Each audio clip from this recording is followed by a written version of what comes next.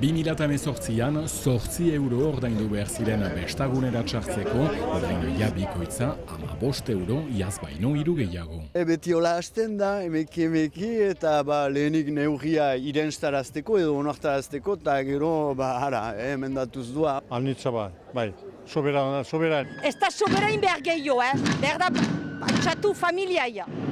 Agintariek gogoratzen dute uztailaren 14a jaieguna izanen dela eta hainbeste langile izateak gastura ekartzen duela. Beharrezkoa da segurtasun gastuak gora doatzilako eta gero eta segurtasun gehiago behar delako bestentzat.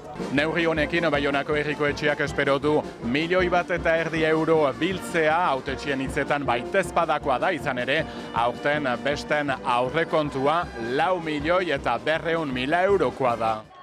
Besta egitea gero eta garestiagoa jokoetan eta tabernetan. Hori kanbiatzen du urte bat eta estilat, oan okara gardoa, whisky.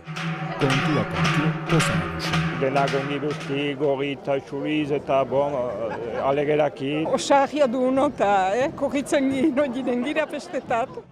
Milaka bestazale bezala seguraski, asteburuan.